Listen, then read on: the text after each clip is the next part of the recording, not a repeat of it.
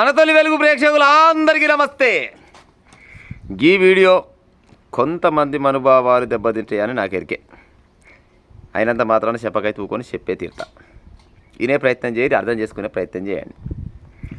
Senior వైద్యుల వేధింపులు, PG వైద్య విద్యార్థి ఆత్మహత్య. సీనియర్ వైద్యులు అంటే వేధించిరంట. వైద్యులు అంటే డాక్టర్లే కదా.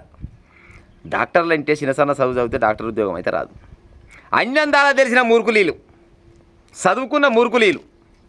వీళ్ళ వరకే చెప్తాను, అందరి ముచ్చట చెప్తలేను. ఏడ జరిగింది ఈ ముచ్చట? ఉస్మానియా ఆసుపత్రి హాస్టల్లో దారుణం. ఉస్మానియా ఆసుపత్రిలో డాక్టర్లు అంటే, ఉస్మానియా దవాఖాన అంటేనే భారతదేశంలో అందరికి ఎరుకున్న ముచ్చట. గంత పెద్ద దవాఖానలా ఇంకా కూడా సీనియర్లు వేధిస్తురంట. ఏమని వేధిస్తురు? ఈయన ఎస్టీ లంబాడి అంట. ఈయన పేరు ఏం పేరు అంటే సురేష్ నాయక్ అంట. ఈ నాయకుని పట్టుకొని లేని పని, ఎక్కువ సమయం చేయాలి పని, నువ్వు డ్యూటీలు ఎక్కువ చేయాలి. నీకు ఇంత పెద్ద ఏమనిచ్చిండా? ఎంతో విలువైన డాక్టర్ సీటు నీకు ఫ్రీగా వచ్చింది, నీకు అవసరం ఈ సీట్ అని అడిగిరట ఈ లుచ్చలు. నేను ఒకటి అడుగుతా, రిజర్వేషన్లు పోవాలనుకునే సన్నాసులు కొంతమంది ఉంటారు కదా, తెలివికాల సన్నాసులు.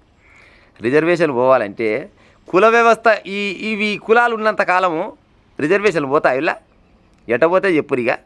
ఈ కుల వివక్షత ఉన్నంత కాలము రిజర్వేషన్లు ఉంటాయి. ఇప్పుడు ఈయనకు ఎంతో విలువైన డాక్టర్ సీటు నీకు వచ్చిందని వేధించిరట సన్నాసులు.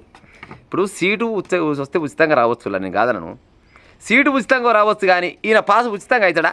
పరీక్ష రాయవలసిందే కదా, చదవవలసిందే కదా, అందరి లెక్క ఈయన కూర్చొని రాయవలసిందే కదా, అందరికి వచ్చినట్టు మార్కులు రావాల్సిందే కదా, అవునా కాదా? సరే, ఆ ఉద్యోగం వచ్చే కాడ ఒక మార్క్ అటో ఇటు వాళ్ళకు జరంతా ఉంటుందేమో గతవరకు. కానీ ఇంట్లో వన్నోనికి ఏరు ముద్ర ఎల్లన్నకు తీసుకుపోయి ఉద్యోగం అయితే ఇయ్యరు కదా. ఇస్తారా? అట్లా మొత్తం చదువు రానోనికి ఉద్యోగం ఇస్తారా? ఎట్టిస్తారు చెప్పురి? పొరపాటున కూడా ఉద్యోగం ఇయ్యరు.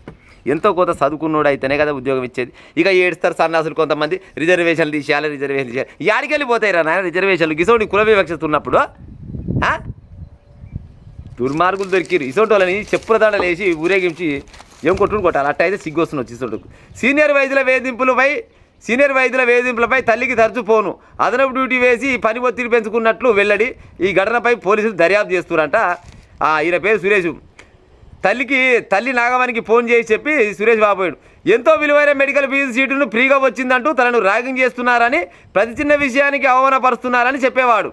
ఆసుపత్రితో పాటు హాస్టల్లో కూడా తనని ఇటువంటి అవమానాలే ఎదురయ్యాయని ఆవేదన చెందేవాడు.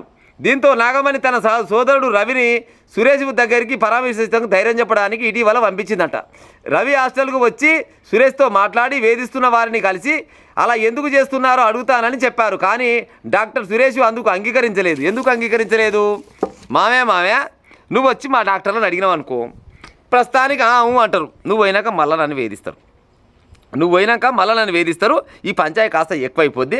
మమ్మగాని నువ్వేమనకు, నువ్వు వెళ్ళిపో, నేను సంలాంచుకుంటా అని చెప్పినట్ట. కానీ మనసులో బాధనే ఉందట. ఇక వాళ్ళ మామ ధైర్యం చెప్పి ఏం కాదు అల్లుడా, సపరేట్ చేయకుండా ఏమనుంటే మనం మాట్లాడదామని చెప్పి వెళ్ళిపోయినట్ట. తెల్లారుజామున 7:30కు ఈయన డ్యూటీకి పోవాలట. 7:30 డ్యూటీకి పోవాలి, తలుపులు తీస్తలేడు. అరే ఏమా అనుకొని డోర్ కొడితే తీస్తలేడంట. దర్వాజాలు తీసుకొని పోయినట కొంతమంది. దర్వాజా తీసుకొని పోయేసరికల్లా నిద్ర మాత్రలు వేసుకున్నట్ట. ఒక సూది కూడా ఇచ్చుకున్నట్ట. సూది అట్టనే ఉందట చెయ్యికి. ఇంజక్షన్ వేసుకుంటూ నిద్ర మాత్రలు వేసుకుంటూ అందరూ వచ్చి ఏమా అనుకోని చుట్టుపక్కల డాక్టర్లు ఉంటారు కదా, ఈయన సోపతి గాళ్ళు, వీళ్ళంతా కలిసి లోపల కొనబోయినట్ట. దవాఖాన కొనబోయేసరికల్లా వైద్యులు చేయి పట్టుకొని లేదు నువ్వు లేవు, చచ్చిపోయినని చెప్పిరట. ఆయన చక్కదానాల డాక్టర్ని మింగిరు. ఎందుకు? కేవలం తక్కువ కులవాడు అన్నట్టే లెక్క. ఎందుకు నేను తక్కువ కులాల విషయం ఎందుకు చెప్తున్నా ఎంతో విలువైన సీటుని ఫ్రీగా వచ్చింది నీకు అని అన్నారు. ఫ్రీగా వచ్చిందంటే అర్థమైంది, ఈయన ఎస్టీ లంబాడి జాతికి చెందిన ఆయన. మరి గిసవంటి సన్నాసి బాడుకావులు ఉన్నాక ఇక భారతదేశం ముందరికి ఎట్టబోతుంది చెప్పురిగా. సీటు ఫ్రీగా రావచ్చు, చదువు ఫ్రీగా వస్తారు సన్నాసులారా. చదువు ఫ్రీగా వస్తుంది, చదువుకుంటేనే కదా ఈ డాక్టర్ అయ్యింది, ఈయన ఆడదాకపోయింది. ఈయన ముచ్చట కూడా చెప్తా. ఈయన అచ్చమైన ఈయన కూడా అసలు ఆత్మహత్య ఎట్ట చేసుకుంటారు నాకు అర్థం కాదు. కానీ ఈయన ఒక డాక్టర్ చదువు చదివిండి అంటే ఎంతో కొంత జ్ఞానం ఉన్నాడే కదా. 29 సంవత్సరాలు ఉంటాయి. నేను ఇబ్బంది పెడితే ఫస్ట్ ఏం చేయాలి? పోలీసులో కంప్లైంట్ ఇవ్వాలి. సార్, నేను ఫలాని ఉస్మానియాలో నేను డాక్టర్ని, నన్ను ఇటు ఇబ్బంది పెడుతున్నారు సీనియర్లు, అని కంప్లైంట్ ఇవ్వాలి. పోలీసులు పట్టుకోకుంటే ఒక చిన్నది 1 నిమిషం వీడియో తీసి సోషల్ మీడియాకి పంపించాలి. వాళ్ళు చూసుకుందరు కదా, వాళ్ళు 4 మైకులు తీసుకొచ్చి ముందర పెడితే ఇసొంటి వాళ్ళకు ఈ విమానం మొత్తం మోగు కదా, గా పని చేయాలి. లేదు ఇంకా అవసరం అయితే అలానే కొట్లాడాలా, నిలబడాలి, కలబడి కొట్లాడి నిలబడే ఉపాయం చేయాలి. జ్ఞానవంతునివే కదా, గది చేతగాక ఆత్మహత్య చేసుకుంటేవి. ఇవాళ ఏం చక్కదానో చెప్పు. నిన్ను చదివించిన చదువు ఎక్కడ వాయే, నీ అయ్యం ఎక్కడ వాయే, నీ మేనమా ఎక్కడ వాయే, నీ అన్నదమ్ములు ఎక్కడ వాయే. ఇప్పుడు చచ్చిపోతే ఇక ఈయన ఆత్మ శాంతిస్తుండొచ్చునా? ఈయన చదువుకున్నప్పుడు ఏం చెప్పిండట, తండా లాంటి గ్రామాలలోకి వచ్చి నేను వైద్య సేవలు అందిస్తానని చెప్పిండట. మరి చిన్నపాటి ఆర్ఎంపీ దవాఖాన పెట్టుకోపోయినావు ఏమా? పుందాకు కొడితే నీ బతుకు 500 రాకపోయినా, 500 రాకపోయినా అంటున్నా. అట బతకలేకపోయిండా?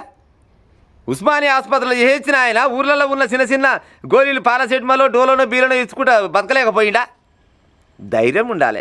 బతకడానికి ధైర్యం లేకపోయే, అలా ఎరిస్తానికి ధైర్యం లేకపోయే, ఓ పోలీస్ స్టేషన్కి పోయి కంప్లైంట్ ఇస్తానికి ధైర్యం లేకపోయే, లేదా సోషల్ మీడియాలో పోస్ట్ పెట్టి మాలాంటి వాళ్ళకి చెప్పినా కానీ నీ వీడియోని వైరల్ చేస్తావా అంటే నిన్ను ఓడోడు ఏదిచ్చిండు వాళ్ళకు ఒక్కొక్కరికి మైలపోలు తీదురు కాదు జనాలంతా. గది ధైర్యం లేకపోయా ఉత్త పుణ్యానికి ఆత్మహత్య చేసుకుంటే సురేష్ నాయకు ఏం చక్కదానం చెప్పు? ఏం చక్కదానం? నువ్వు వస్తేవి వాళ్ళు వేధింపులు దాచుకోలేక చచ్చిపోతీవి.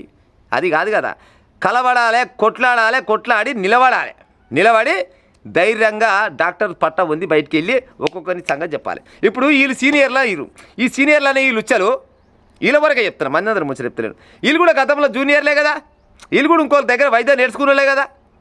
మరి వీళ్ళని కూడా గిట్నే వేధించవచ్చునా? మరి వీళ్ళదే వీళ్ళ కులాలు అయితే ఇవ్వలేదు, వీళ్ళ కులాలు ఇవ్వలేదు. ఆయన మాత్రం నాయక్ అని చెప్పారు. కేవలం ఎంతో విలువైన సీడుని ఉత్తపుణ్యానికి వచ్చిందంటే సీడు ఉత్తపుణ్యానికే రావచ్చు రా సన్నాసులారా. సీడు ఉత్తపుణ్యానికి రావచ్చు కానీ మరి చదువు ఉత్తపుణ్యానికి వస్తుంది. చదువుకోకుండా వచ్చునా?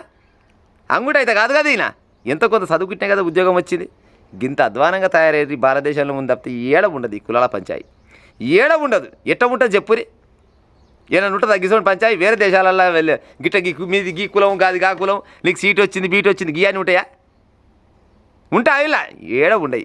కేవలం మన భారతదేశంలో ఈ సకదానం ఉంది. నిద్ర మాత్రం ఇంకి బలన్మరణానికి పాల్పడంట గిరిజన యువకుడు డాక్టర్ సురేష్.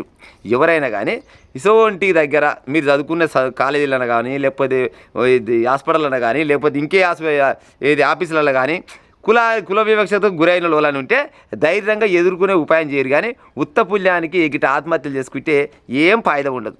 ఏమైతే వాళ్ళ మీద కేసు అయితే అవుతుంది, 4 రోజులు వెళ్ళిపోతారు, మళ్ళీ బయటికి వెళ్తారు కదా. మీరు ఒకరికి ఆదర్శంగా ఉండాలి కానీ గిట్లా ఆత్మహత్య చేసుకునేట పాడేద్దే నాకు అర్థం కాదు. కానీ చదువుకున్నవి డాక్టర్ చదువు చేయడం అంటే గొప్ప చదువు అన్నట్టే లెక్క. వాళ్ళు మస్తు కట్టారు, వాళ్ళు అనేకాడు కట్టరు. వాళ్ళంటే ఏంది? వాళ్ళంటే నువ్వు కూడా వాళ్ళని ఏమవుతుంది? నోరు లేదా? లేకపోతే నీ వెనకంగా నీకు ఎవరు లేరు అనుకున్నట్టు. ఎవరు ఎందుకు లేరు? మీరు బయటకు వస్తే పోలీసు వాళ్ళు ఉంటారు చక్కదనంగా, పోలీసు వాళ్ళకి చెప్పాలి. పోలీసు వాళ్ళకి చెప్తే మీడియా కాడ రావాలి. ఈ మధ్యలో అరిచేతుల వైకుంఠం చూపించవచ్చు. మీ చేతుల్లో ఉంది సెల్ఫోన్. ఎలాంటి అన్యాయం జరిగినా కానీ మీకు ఫలానా అన్యాయం జరిగింది నాకు వీళ్ళు పట్టించుకుంటారని చెప్తే 5 నిమిషాలలో రెస్పాండ్ అయితే చాలా మంది ఉన్నారు.